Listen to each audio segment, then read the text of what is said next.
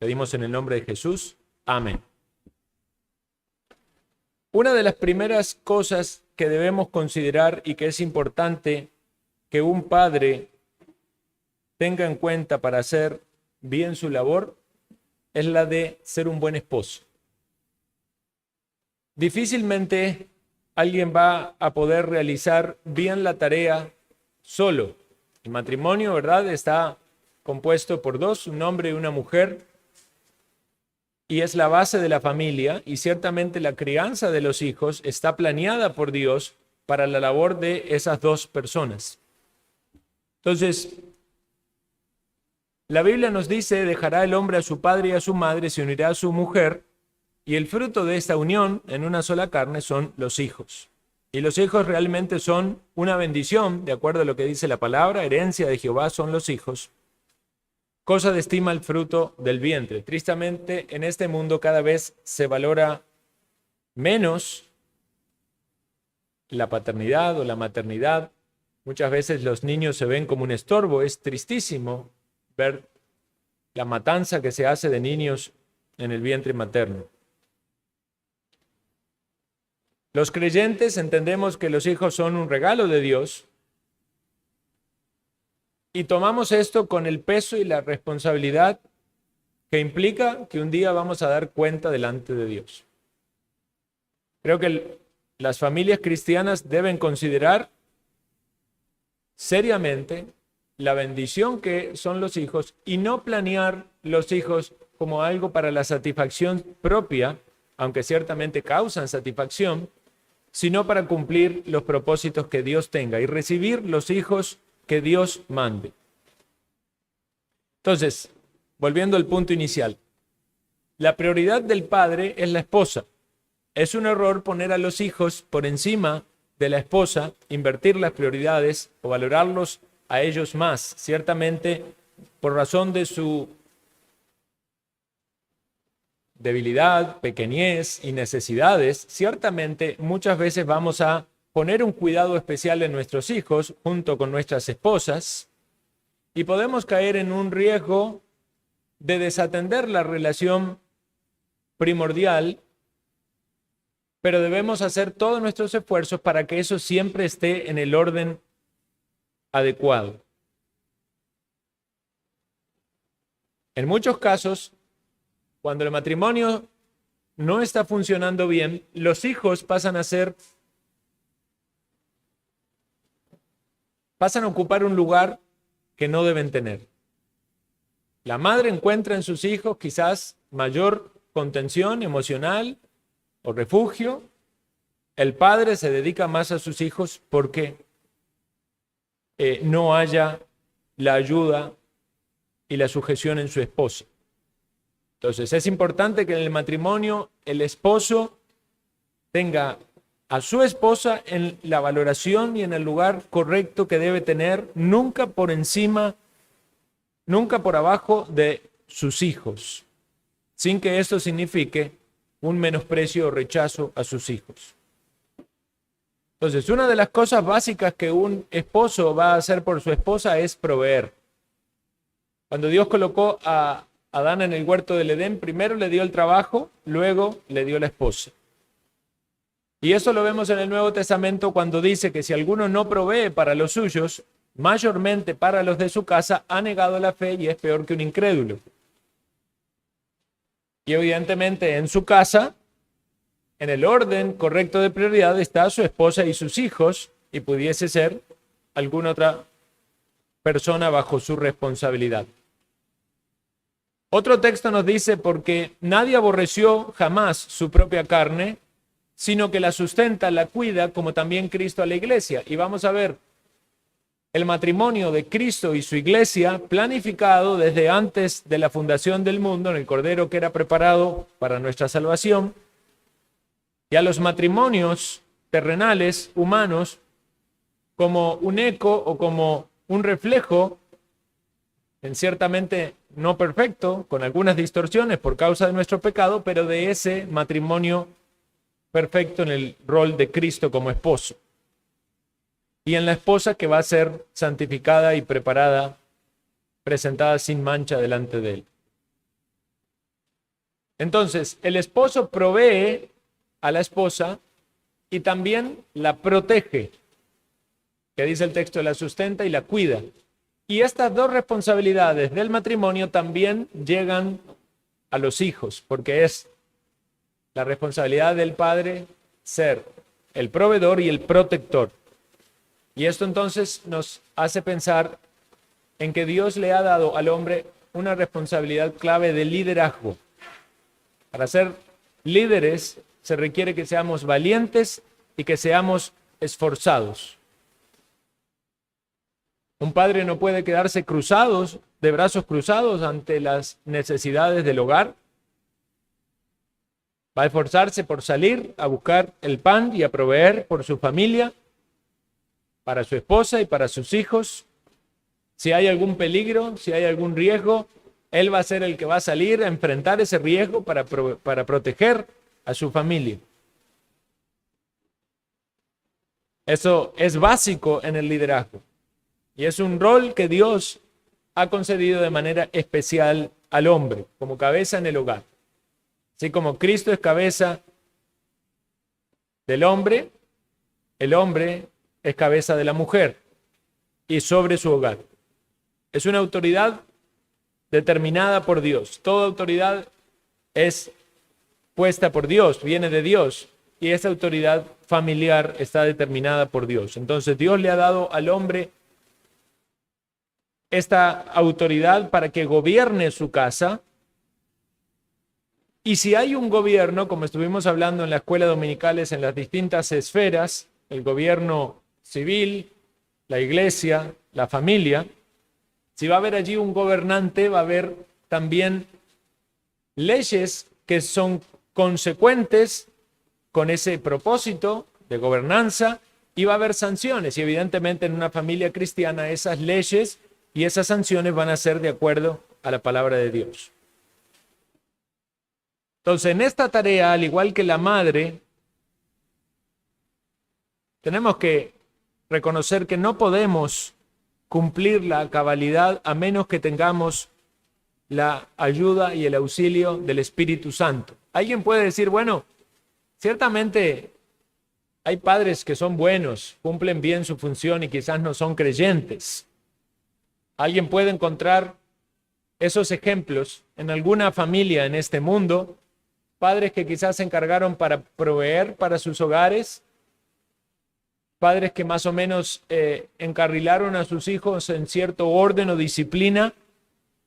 Sin embargo, no eran creyentes, y algunos pueden decir que tuvieron una bonita infancia. Ciertamente son casos excepcionales, porque la mayoría de los hogares donde no mora Cristo son hogares cargados de vicio, de distorsiones, de peleas, de grandes problemas. Pero pudiese ser que eso esté en un hogar. ¿Y cómo entendemos eso? Entendemos como la gracia común de Dios que se manifiesta en este mundo de muchas maneras, y una de ellas es que hay ciertas personas que tienen ciertos valores o principios aún sin ser regenerados ni adoradores del Dios verdadero, y de algún modo transmiten eso en su hogar. Ciertamente es una bendición, ¿verdad? Comparado con muchos sufrimientos que otros pueden tener en un hogar. Hay veces uno hasta ha escuchado testimonio de personas que se criaron en un hogar cristiano, pero era tan conflictivo, ¿verdad? Y otros que vienen de un hogar impío, pero se manejaban ciertos parámetros de contención que podemos decir más apropiados o acercados a los valores bíblicos. Ahora, evidentemente, si alguien quiere glorificar a Dios, no lo va a poder hacer si no tiene el Espíritu de Dios, si no ha sido regenerado, si no ha sido salvo. Si alguien quiere cumplir bien su tarea como padre, necesita el Espíritu de Dios para hacerlo, y la palabra de Dios para el parámetro divino en el cual ha de guiar y cumplir esa función. Por eso se trata mucho más que de ser padre o de ser una madre. Se trata de glorificar a Dios con la paternidad o con la maternidad. Entonces, en primer lugar, debe ser un hijo de Dios. Pero en segundo lugar, debe depender de la obra del Espíritu de Dios para hacer la voluntad de Dios. Porque el creyente, a menos que dependa del Espíritu de Dios, y siempre el Espíritu va a actuar consecuentemente con su palabra, no va a poder glorificar a Dios. O estamos siendo guiados por el Espíritu de Dios, o estamos en pecado.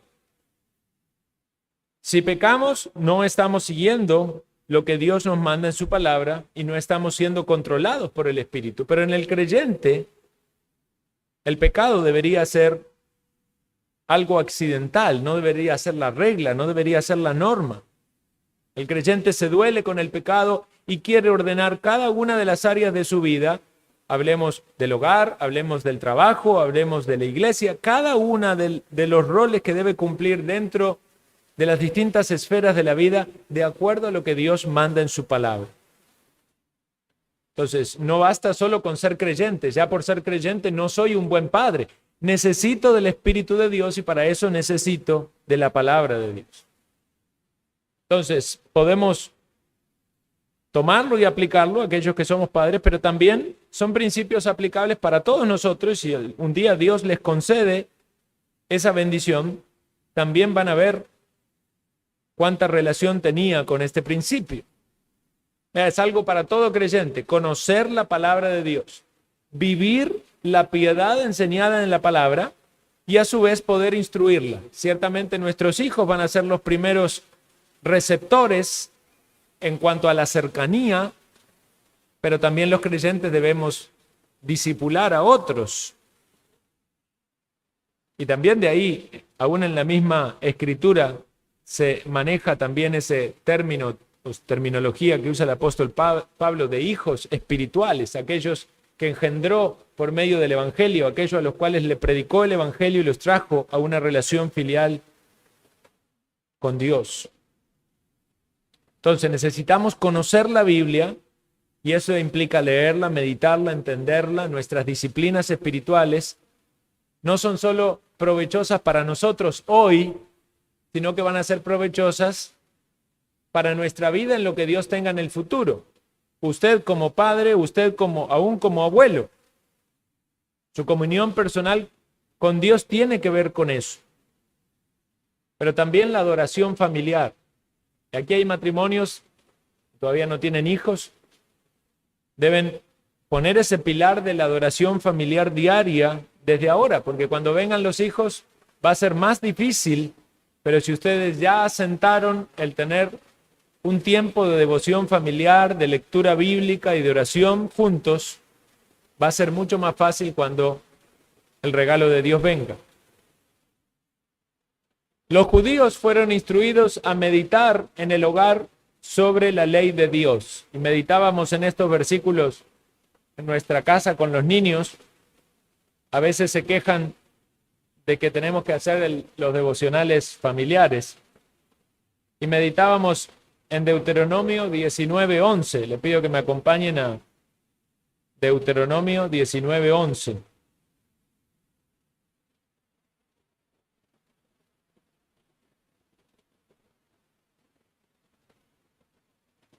También en el 6:4 hay un texto parecido, pero el 19:11 dice: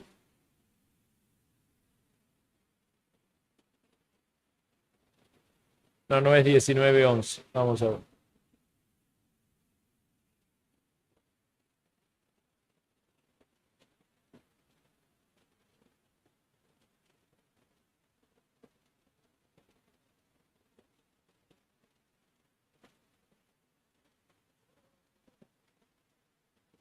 Es otro texto. Vamos a leerlo en el 6:4, pero es un resumen del 6:4. Deuteronomio capítulo 6, versículo 4.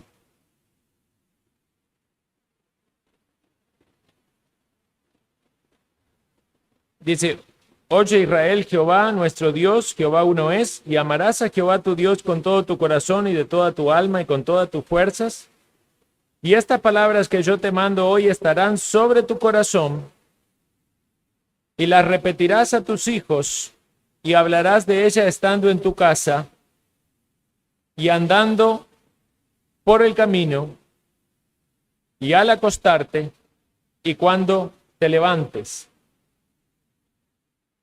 Y precisamente eso era la explicación que le daba yo a mis hijos de por qué tantas veces leer la Biblia, o por qué orar otra vez, o por qué otro devocional. Vean lo que Dios nos dice. Dios nos dice que debemos hablar estando en la casa.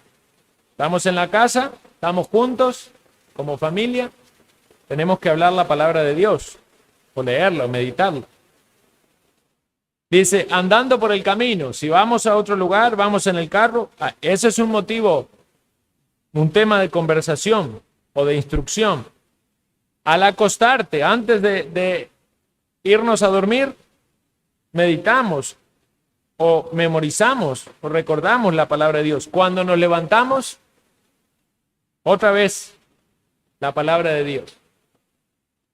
Y puede resultar quizás un poco extremista para algunos, pero qué importante era esto en la cultura judía y para todo aquel que quiera seguir los mandamientos del Señor, saber de que la palabra debe abundar y en cada oportunidad que Dios da, en cada momento debe ser transmitida. La devoción familiar diaria es muy importante. Leer la Biblia, meditarla, memorizarla, catequizar a los niños, enseñarles a ellos a que respeten la palabra, a que la mediten, enseñarles a cantar cánticos cristianos. Y obvio, debemos recordar que ellos tienen un grado de atención bastante corto, se distraen con facilidad, no podemos hacer una devoción de 1 hora con niños, ahora que, digamos, cuando son matrimonios tan solos pueden tener sus largos estudios bíblicos, cuando hay niños, eso tiene que ser breve, práctico, claro, adaptado a la edad de ellos, pero con perseverancia. Pablo le dice a Timoteo que desde la niñez ha sabido las sagradas escrituras. Hubo allí un trabajo, una dedicación de su madre, de su abuela, en transmitir las escrituras. Y vean qué maravilloso, dice, las cuales te pueden hacer sabio para la salvación por la fe que es en Cristo Jesús. Y esa es nuestra oración, que Dios traiga la salvación a nuestros niños. Veamos el ejemplo de Abraham. En Génesis capítulo, vamos a ver si tengo bien la cita, Génesis capítulo 18, versículo 19. Génesis 18, 19. Juan Calvino predicó un sermón sobre la paternidad tomando como parámetro este versículo. Vea qué interesante lo que dice Dios acerca de Abraham. Génesis 18, 19. Porque yo sé que mandará a sus hijos y a su casa después de sí, que guarden el camino de Jehová, haciendo justicia y juicio, para que haga venir Jehová sobre Abraham lo que ha hablado acerca de él. Lo que está diciendo aquí es que en su responsabilidad y en su tarea, Abraham iba a cumplirlo de tal modo que aún después de que él muriera, las generaciones iban a seguir el camino de Dios. ¿Y cómo lo hizo esto él? Haciendo justicia y juicio, dice el texto. Y eso quiere decir de que él siguió la palabra del Señor. Sabemos que no a la perfección, porque tuvo sus debilidades, sus tropiezos, pero con una limpia conciencia formó a su hogar para que ellos siguieran en el camino de Dios. Es decir, una instrucción que trascendió la misma vida de Abraham. Y eso es lo que tenemos que procurar. Algo que traspase el efecto de esa enseñanza, traspase el tiempo de nuestra vida. Que si el Señor nos lleva, que quede sembrado allí en el corazón de nuestros hijos la verdad de Dios, el camino correcto, y que eso pueda servir para las futuras generaciones. Decía Calvino que nadie va a ser un buen maestro si primero no es un buen alumno. Y por eso es que debemos empezar por nosotros mismos, disponiéndonos a conocer lo que Dios manda en su palabra y hacer todo lo que fuese necesario en nuestra vida para corregir aquellas cosas en las cuales sabemos que tenemos fallas. Porque nuestros hijos con mucha facilidad van a ver nuestros errores, van a ver nuestros defectos. Y quizás sean más influenciados por esas cosas que por aquellas cosas buenas y positivas que hay en nosotros. Uno mismo puede pensar en la infancia, la niñez de uno y considerar cómo veía los pecados o los errores en sus progenitores y cómo eso le afectaba a la propia vida. Entonces, esto nos lleva a una gran tarea y responsabilidad que tenemos en la paternidad, que es la de disciplinar a nuestros hijos. Efesios capítulo 6, versículo 4 dice: vosotros padres, no provoquéis a ira a vuestros hijos, sino criadlos en disciplina y amonestación del Señor. Así como dice de Abraham juicio y justicia, el juicio y la justicia requiere que se aplique la ley y que se corrija lo malo. La sociedad misma reclama esa ley y esa justicia para el orden. Y Dios coloca la autoridad de los padres esa responsabilidad. En la familia, el padre es el que ha de llevar esta responsabilidad, pero evidentemente en su ausencia será la madre la que tenga que aplicar esa disciplina. Cuando la Biblia nos habla de que debemos instruir a nuestros hijos en disciplina y amonestación, podemos hacer esa diferenciación. La amonestación tiene que ver con algo verbal, amonestar, reprender. La disciplina tiene que ver con una corrección física. Pero a estas dos cosas la antecede la instrucción. Y es algo en lo cual podemos fallar como padres, corregir algo de lo cual no instruimos primero. Entonces tenemos que trabajar en la instrucción de nuestros niños hasta que seamos conscientes de que ellos entendieron lo que deben hacer, luego pasar a la reprensión o a la amonestación verbal,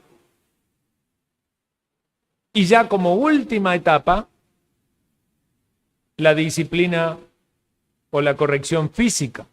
Y consideremos que estos mismos parámetros se pueden desarrollar incluso en un entorno,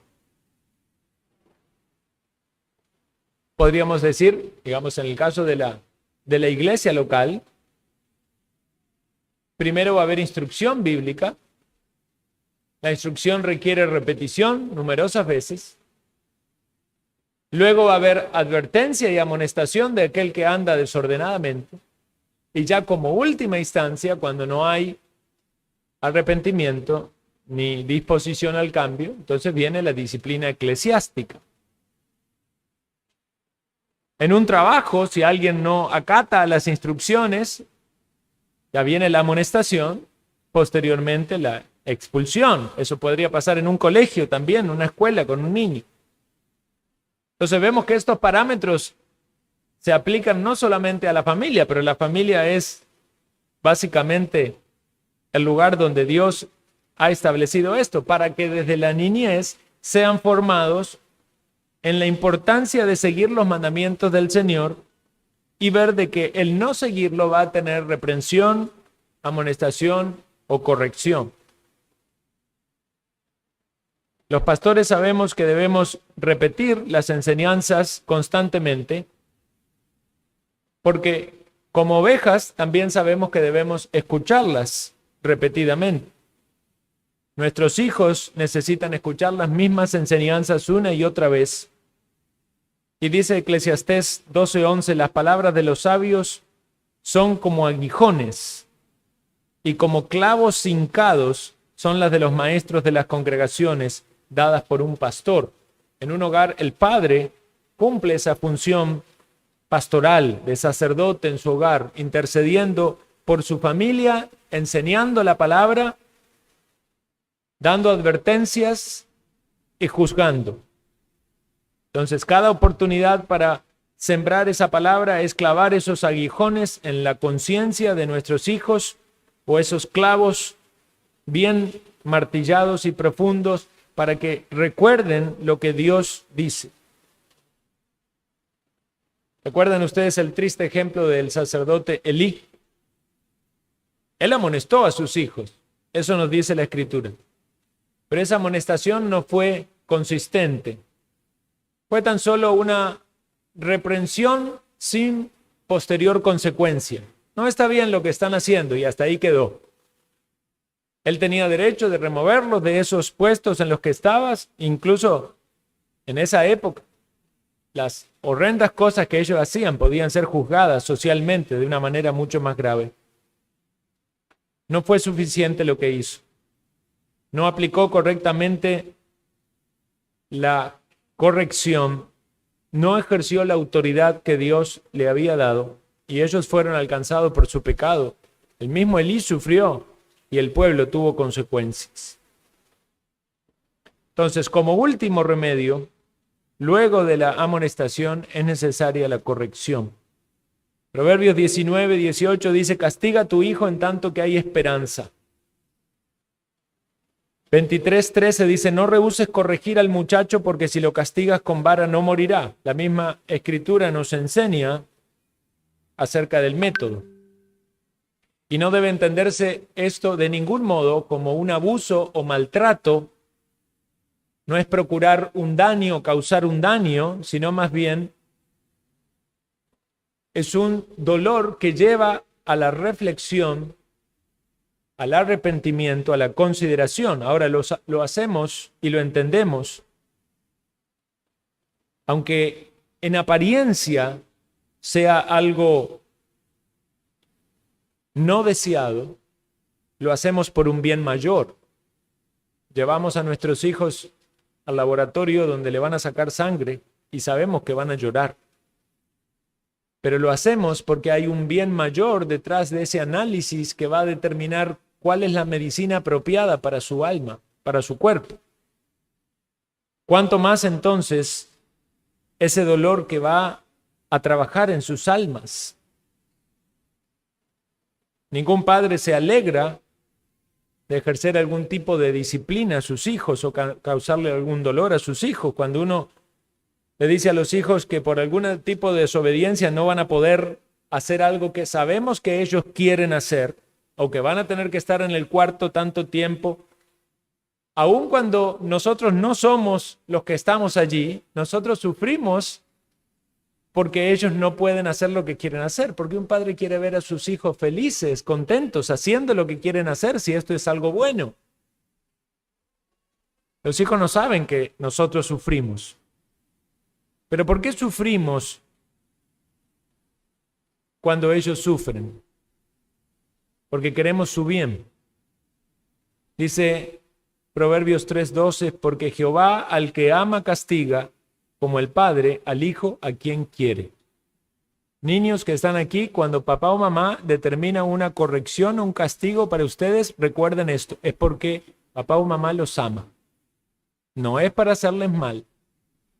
Él los ama, ella los ama, porque como Dios quiere su bien y necesita corregirlos. Y esto es lo que dice Hebreos 12:9. Tuvimos a nuestros padres terrenales que nos disciplinaban y los venerábamos. ¿Por qué no obedeceremos mucho mejor al Padre de los Espíritus y viviremos? Entonces es de esperarse de que la disciplina sea recibida de la manera correcta de los niños. No siempre esto va a acontecer, pero debemos persistir y perseverar en el cumplimiento del mandamiento bíblico a la expectativa de que los toque la gracia de Dios, porque la disciplina o corrección no los va a salvar, pero va a refrenar su pecado. Las cárceles hoy están llenas de niños que crecieron sin disciplina. Ciertamente puede ser que algunos no tuvieron instrucción, pero mayoritariamente no tuvieron límites. Aprendieron a hacer todo lo que querían hacer, aun cuando lo que querían hacer era el sufrimiento o el mal de otro. Aprendieron a ofender, aprendieron a pegar, aprendieron a robar. Y cuando tuvieron un poco más de fuerza, salieron a hacerlo en la sociedad. Proverbio 22:15 dice, la necedad está ligada al corazón del muchacho, mas la vara de corrección la alejará de él. Es triste pensar esto, pero es la realidad. Cuando hay corrección, eso viene por la necedad que hay en el corazón del rebelde o del desobediente.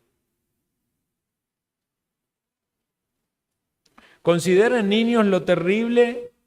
Escuchen, niños, están aquí. Josías, siéntese bien.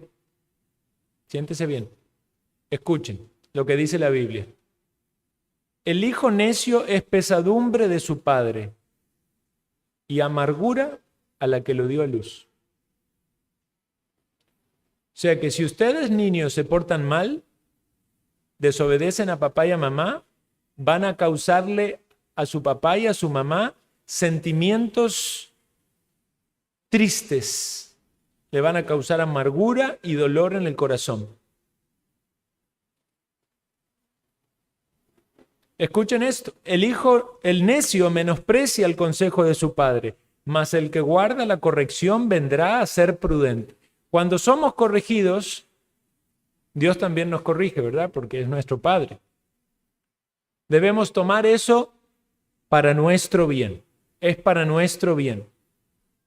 Si papá o mamá me corrige, es para mi bien.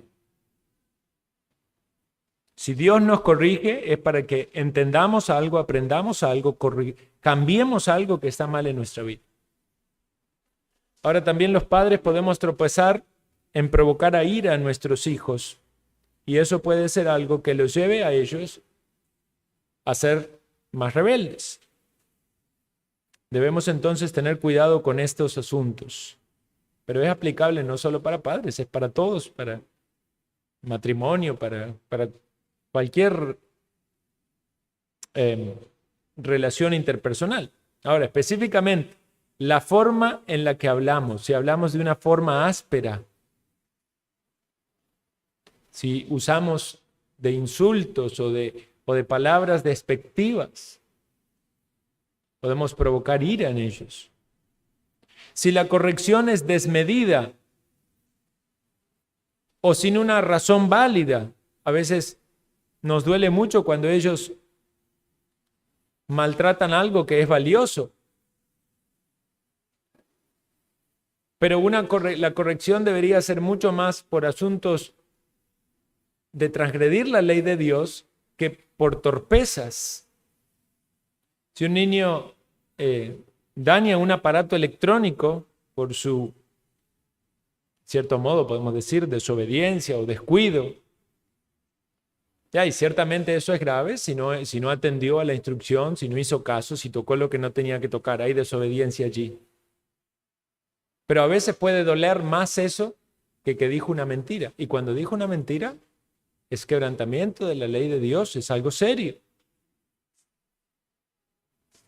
Entonces debemos asegurarnos que la corrección es apropiada, tanto para la edad de ellos como para el pecado en el cual transgredieron. Un padre puede provocar a sus hijos a ira negando lo que es necesario y apropiado. Ciertamente muchas veces quieren o piden cosas que no son una necesidad. Pero si alguno quisiera algo que es necesario y apropiado y solo por capricho el padre lo niega, puede provocarle. Un padre puede actuar con parcialidad con sus hijos y mostrar algún favoritismo sobre alguno, y eso puede generar algún tipo de resentimiento de parte de otros. Ahora, no con esto estamos diciendo que un padre no debe tratar a sus hijos de manera con individualidad, porque ciertamente cada niño tiene características. Algunos requieren más firmeza en el trato, más severidad en la corrección, algunos son más dóciles, otros son más duros, pero no debería haber un favoritismo o una parcialidad injustificada de parte de un padre. Una cosa es la manera en la cual se planifica educarles y tratarles, y otra cosa es el favoritismo. Y en quinto lugar, cuando un padre da un mal testimonio, cuando un padre vive en hipocresía, los hijos se dan cuenta y eso también los provoca ira, porque luego ellos ven esa diferencia entre lo que se dice ser o creer y lo que se manifiesta en la vida familiar. Y en último lugar, hermanos, debemos considerar la importancia de la oración de un padre por los hijos. Oramos para que nuestros hijos sean salvos, y no solamente eso, sino que queremos que anden en el temor de Dios. Deseamos decirle a nuestros hijos, como David le dijo a Salomón: hijo mío, reconoce al Dios de tu padre y sírvele con corazón perfecto y con ánimo voluntario, porque Jehová escudriña los corazones de todos y entiende todo intento de los pensamientos. Si tú le buscares, lo hallarás, mas si lo dejares, él te desechará para siempre. Ahora, entendamos esto, hermanos. No le podemos decir eso a menos que nosotros tengamos ese corazón y esa entrega. ¿Queremos que nuestros hijos amen a Dios? Debemos nosotros mostrar amor a Dios en nuestra vida. ¿Queremos que nuestros hijos sirvan a Dios? ¿Nos ven ellos a nosotros servir a Dios? Job oraba por su familia, oraba por sus hijos. Un sacerdote se presentaba delante de Dios, aún temía que ellos hubiesen pecado, transgredido los mandamientos de Dios. Y Josué, luego que introdujo al pueblo, dijo: yo y mi casa serviremos a Jehová. Ese debe ser el deseo de cada hogar cristiano piadoso. Una casa rendida al servicio a Dios, con los hijos que Dios dé, si en su voluntad los da. Que sean hogares consagrados, rendidos a Dios. Y qué precioso es ver familias cristianas. Quizás hay luchas, hay debilidades, pero cuando uno ve un hogar cristiano, donde se comprueba que Cristo está allí como centro del hogar, que se valora la palabra, que esos niños están siendo instruidos, que hay temor de Dios, qué testimonio más fuerte, poderoso en este mundo, donde lo que vemos habitualmente son familias divididas, matrimonios disueltos, niños que van por un lado o por otro, y no se ve esa unidad y el reflejo de ese hogar que nos enseña la palabra. Finalizo pensando en la importancia del amor en el rol paternal. Que puede ser que tomemos todas estas cosas de las que hablamos, intentemos llevarla adelante sin este elemento que de algún modo transforma todo lo anterior. Como dice 1 Corintios, si tuviese profecía, entendiese los misterios, toda ciencia, y tuviese toda la fe, de tal manera que trasladase los montes, y no tengo amor, nada soy. Podemos aplicarlo a este tema. Puedo tener todo el conocimiento de la paternidad, pero si no tengo amor, no me sirve. Si repartiese todos mis bienes para dar de comer a los pobres y entregase mi cuerpo para ser quemado y no tengo amor, de nada me sirve. Un padre puede proveer todo económicamente a sus hijos, aún quemarse en varios trabajos para que no le falte nada, pero si no tiene amor por ellos, no le sirve. El amor es sufrido, es benigno, el amor no tiene envidia, el amor no es jactancioso, no se envanece, no hace nada indebido, no busca lo suyo, no se irrita, no guarda rencor, no se goza de la injusticia, mas se goza de la verdad.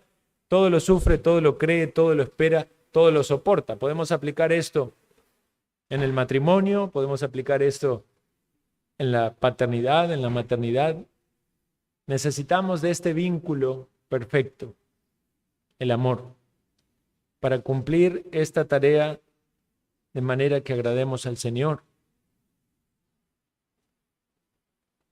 El Señor Jesús dijo en su oración sacerdotal: y les he dado a conocer tu nombre y lo daré a conocer aún, para que el amor con que me has amado esté en ellos y yo en ellos. Vean qué interesante. El Padre ama al Hijo de manera perfecta. Dios Padre ama al Hijo de manera perfecta. El Hijo ama al Padre de manera perfecta. Es un amor eterno. Es un amor que nos ha beneficiado a nosotros, porque dice que nosotros hemos sido amados en Cristo, elegidos en Cristo, elegidos en el amado. El amor de Dios fue derramado en nuestros corazones por Cristo, por el Espíritu Santo y la obra de Cristo. Entonces es el amor de Dios en nosotros que debe manifestarse en nuestro hogar. Finalizo con un breve párrafo de William Gouge, un pastor puritano inglés, que dice: la fuente de los deberes del Padre es el amor. Existen grandes razones para que este afecto esté firmemente fijado en el corazón de los padres hacia los hijos.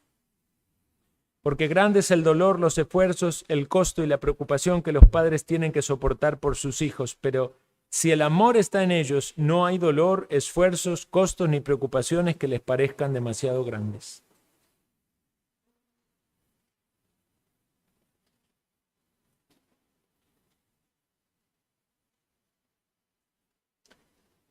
Más adelante dice: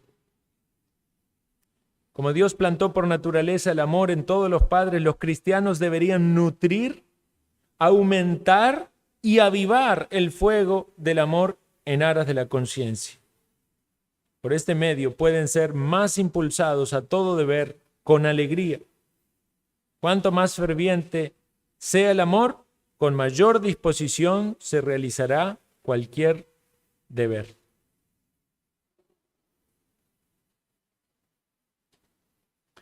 Que el Señor nos ayude entonces, hermanos, a tomar esta meditación y enseñanza, como dije antes, enfatizando en los padres, algunos que podemos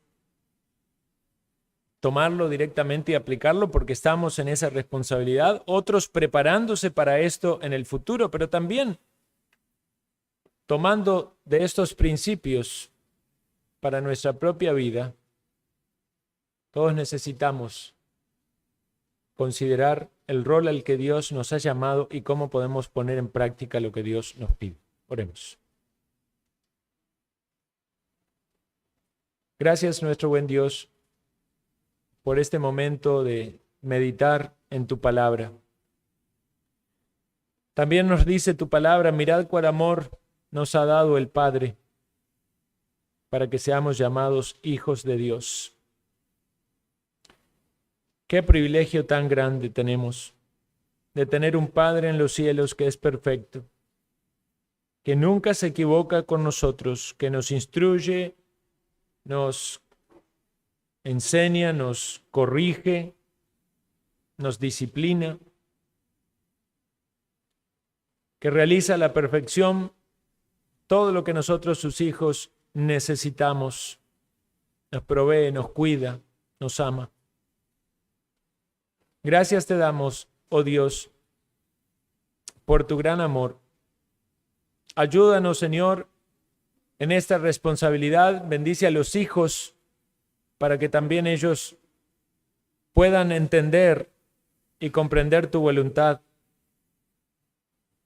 Ayuda, Señor, a cada hogar aquí, a los esposos.